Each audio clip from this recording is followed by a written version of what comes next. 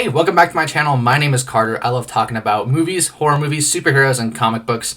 Speaking of superheroes and comic books, we have one of the best superhero shows on television right now, in my humble opinion, and that, of course, is Invincible. Invincible is one of my favorite comic book runs of all time. I had never heard of Invincible until the series released in 2021. I watched it, loved it, watched it multiple times. I honestly have seen season 1 like 5-7 times-ish. Season 2 came out, and in that waiting period, the little strange halfway between season 2 and season 2.5, I went and I read every single issue of Invincible twice, which is something I've never done before. I read a ton of comic books. In fact, right there behind me, I have a ton of comic books just stacked up high. I have all the Ultimate Spider-Mans. I've been rereading them in order to prepare for the new year of Ultimate and Ultimate Spider-Man. I have a ton of Daredevil. I'm sure you can tell I'm a huge comic book fan. So when I say that Invincible is one of my favorite comic book runs of all time, and that the TV show is one of my favorite superhero TV shows and just TV shows in general of all time, I am dying to talk about Invincible Season 3. Before I get started, spoilers for Invincible Season 3. Let me know what you thought about the episodes, the season as a whole, down in the comment section below. Enjoy the video. This video is just going to be an overview of my thoughts on Invincible Season 3. It'll be kind of like a review, but it'll be very loosely structured. I'll just kind of break down a lot of what happens in the season, give my thoughts and opinions on it as someone who has read the comics, who's rereading the comics right now, and as someone who really loves this world that Robert Kirkman, Ryan Ottley, and Cory Walker made. And again, as context, I really did enjoy Invincible Season 1, and a year ago, I made a video on Invincible Season 2. I really liked Season 2. My main criticism was that the villain, Angstrom Levy, felt a little bit out of nowhere. He kind of shows up in bits and pieces, and I've been rereading Invincible, and I've been thinking that might be Invincible's biggest strength and biggest weakness. As a comic book run, there's a lot of pieces. It's 144 issues, so there's a lot of pieces that are introduced, taken off the board, and reintroduced later on, and there is just so much going on at any one given moment. Robert Kirkman, as a writer, is someone who loves to introduce characters or plot arcs and then just have them sit for years or issues and issues. First seen in Season 1, you see him really early on in the comics, and they come back quite a bit. Russ, the host of them, is in it quite a bit, for at least like the first half of the run of Invincible, I'd say. And so when you know stuff like that, it's very easy to understand how Invincible works. Robert Kirkman will introduce a character like Angstrom in Season 2, Episode 1, show him, getting injured, and then in post-credit scenes, kind of build him up throughout the season, and then have him come back in a big fashion in Episodes 7 and 8. Now, with that in mind, going into Season 3, a lot of people weren't quite sure what to expect.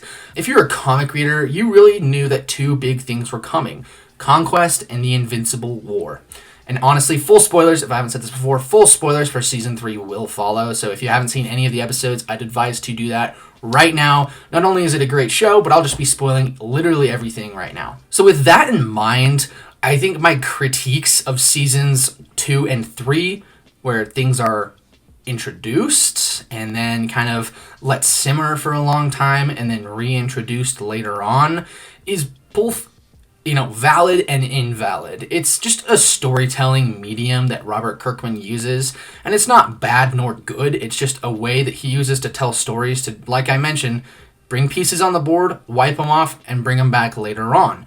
A lot of the stuff in Invincible comes back throughout. The Viltrumites are a huge part, but you also have characters like the Maulers, Angstrom Levy, you have side characters like Robot, Adam Eve, Oliver. But I think my biggest critique of that is that the space stuff of Invincible and the grounded stuff of Invincible, at least in the comic book, feels like two separate halves for quite some time, and I anticipate in Season 4 that'll get merged in an arc that, if you are familiar with Seasons 1 through 3, you can kind of see coming. There's something that's going to happen that will merge the space and Earth arc. If you've read the comics, you know what it is. I'm just trying to be vague because I don't want to be that guy that spoils everything.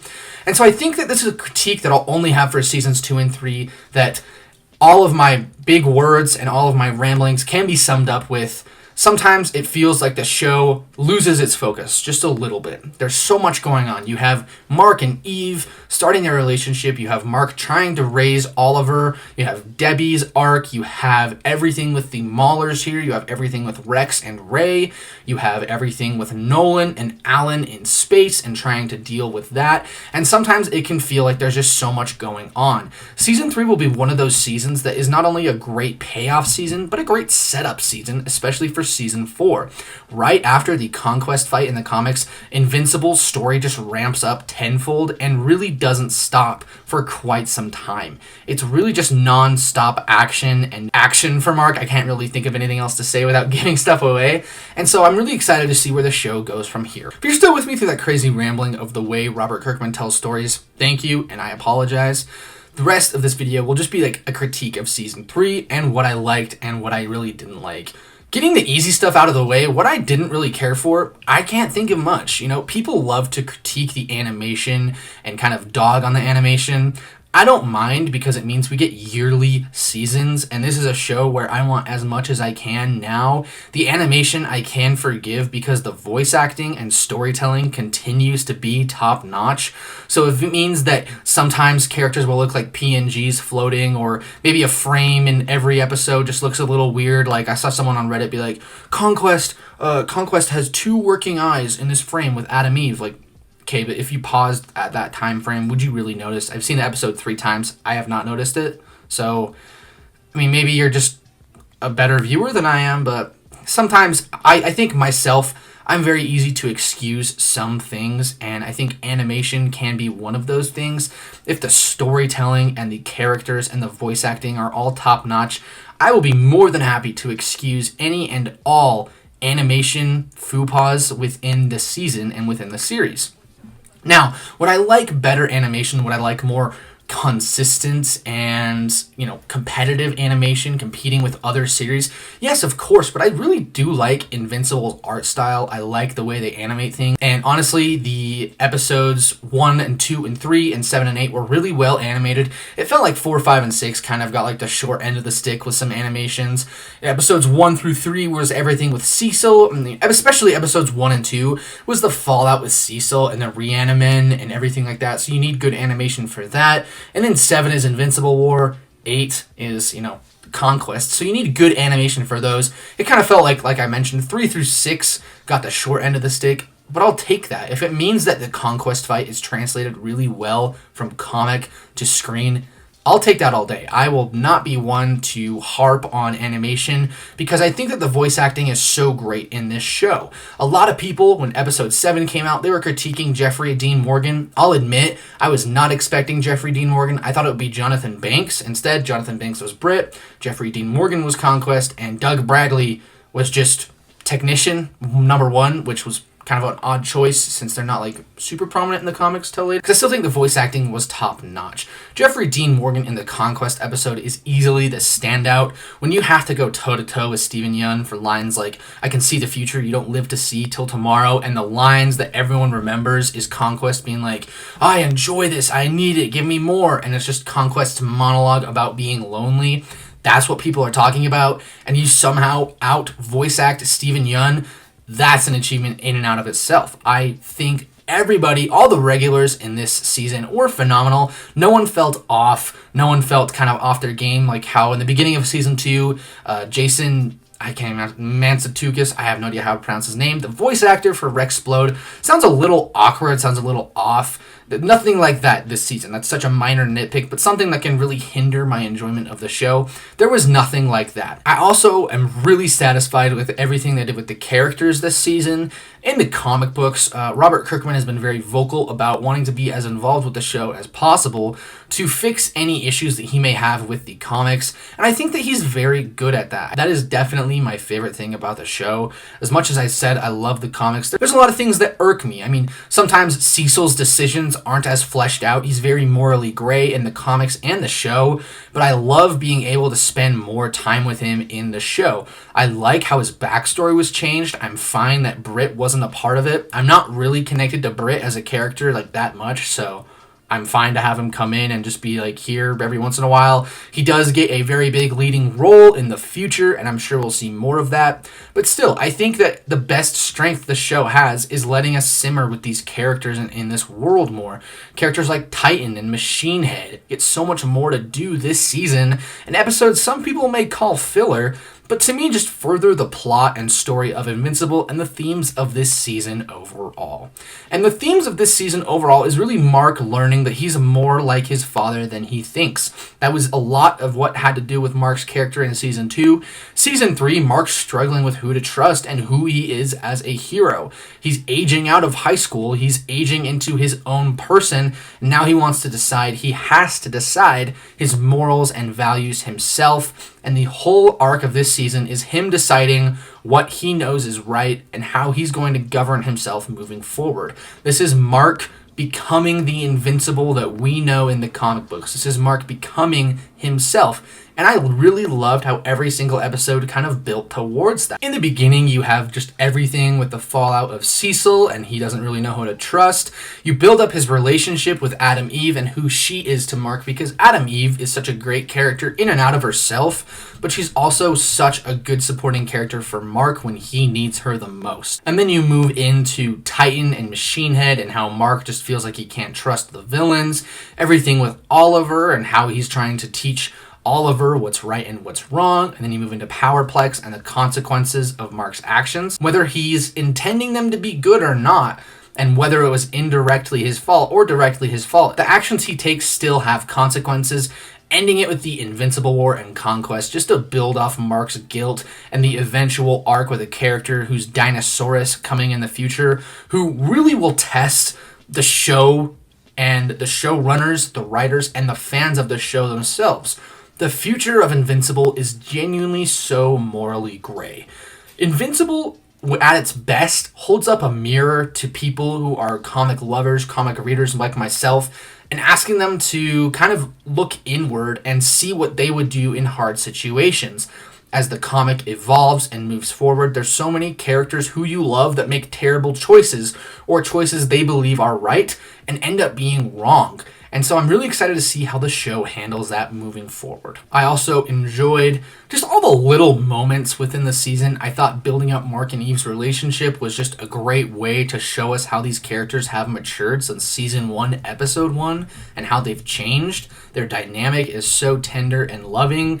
Debbie is really getting a lot more to do in the show and a lot more to shine. Her dynamic and her relationship with Oliver really is sweet, and you can see why Oliver kind of is the way he is. Now, Oliver in the comics can really be a dick sometimes, so I'm really interested to see how they're going to handle big issues that are in the comics that I can't quite talk about with Oliver now that he has this expounded relationship with Debbie. And speaking of future, I thought the episode with Immortal, with King Immortal that is, was really interesting and unique. They dropped a lot of plot threads and plot winks and ideas at the audience that will come to fruition later on. When I mentioned earlier that the writers of the show and Robert Kirkman are great at expanding things in the comics to be more in character with the show version of Mark, and to just kind of give everything a little bit more time to flesh out. I love how they kind of expanded on that scene with Immortal and Mark. The King Immortal and Mark in the comics really is quick. Mark just rips his head off like super fast. In the comics, a lot of stuff happens really quickly, and I'll get to some of that with Invincible War in a minute. I'm very grateful that in the show things are getting a chance to breathe. You get a chance to see how far Immortal has fallen and how his years have taken a toll on him, how the responsibility that future Mark gives him have just weighed him down immensely, and you get to see just what it's done to him. You get to sit with that. I thought stuff like that was really great. You also get a lot more of Nolan and Alan's relationship, which in the comics is one of my favorite aspects of Omni-Man's character. I thought that they handled that wonderfully in the show. Like I mentioned at the beginning of the video, sometimes it can feel a little bit disjointed. Now I feel like that will be remedied next season for when you can just kind of binge the whole show as a whole. You can binge it from episode 1 to episode 150, or not 150.